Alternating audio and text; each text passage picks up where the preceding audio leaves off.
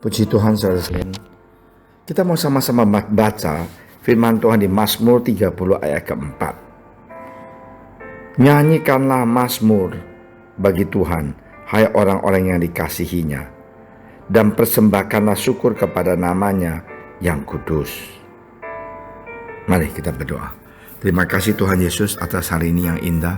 Berkatilah kami, biar Roh Kudus Tuhan bisa bekerja, menjamah, Tuhan menguatkan kami. Dalam nama Engkau Tuhan Yesus, haleluya, amin. Saudara sekalian, apa sih yang bisa berubah kalau kita menyembah Tuhan?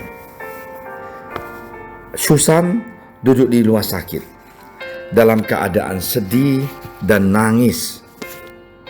Dan dia seperti dunia mau kiamat karena anak dia baru saja 2 bulan dan paru-parunya masuk air dan ada kemungkinan bisa meninggal. Dokter mengatakan mereka akan usahakan untuk membantu, menolong supaya anak ini bisa selamat.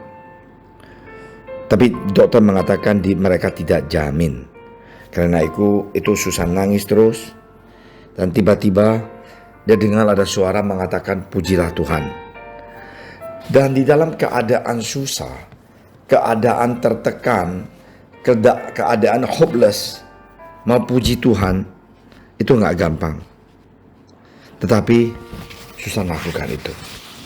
Di dalam puji-pujian dia nyalain handphone dia nyanyi terima kasih Tuhan Yesus. Di dalam keadaan seperti ini masih terima kasih kepada Tuhan Yesus. Dia memuji Tuhan. Dan apa yang terjadi? Susan tadinya hopeless, Susan tadinya mau mati, Susan tadinya tidak ada semangat. Sesudah dia nyanyi memuji Tuhan, dia dijamah Tuhan. Lagu itu bahwa Tuhan adalah gembalaku, tidak ada kekurangan aku, tongkatnya dan gagahnya akan menuntun aku. Dan lagu itu menguatkan dia, dan dia bangkit kembali dan percaya bahwa Tuhan mempunyai rencana yang indah atas anak dia, si Matthew ini. Saudara sekalian, ini adalah kesaksian yang luar biasa. Dan Susan akhirnya memberikan kesaksian. Dia mengatakan menyembah Tuhan itu bukan merubah Tuhan, tetapi merubah saya. Wow, saya senang sekali dengan dia punya kesaksian ini ya.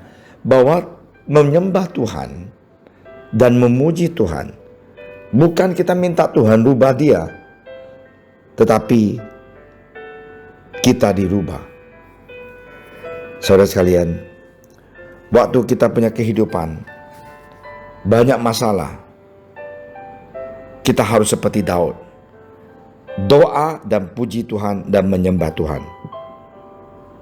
Inilah Daud. Dia di ayat yang ke-8 dia mengatakan apa? Kepadamu ya Tuhan aku berseru, dan kepada Tuhanku aku memohon. Apakah untungnya kalau darahku tertumpah, kalau aku turun ke dalam lubang kubur? Dapatkah debu bersyukur kepadamu dan memberitakan kesetiaanmu? Dengarlah Tuhan dan kasihanilah aku.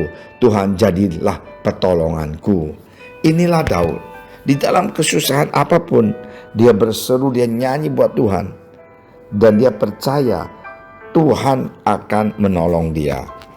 Nah, di dalam ketakutan, di dalam kebimbangan, marilah saudara sekalian, dengan semangat kita katakan, Tuhan jadilah penolongku. Aku yang melatap telah kau ubah menjadi orang yang menari-nari. Kain kabungku telah kau buka, pinggangku kau ikat dengan sukacita, supaya jiwaku menyanyikan mazmur bagimu dan jangan berdiam diri. Tuhan Allahku untuk selama-lamanya. Aku mau menyanyi syukur bagimu. Saudara sekalian, kita harus seperti ini. Dan akhirnya si Susan anaknya sembuh, pulih kembali.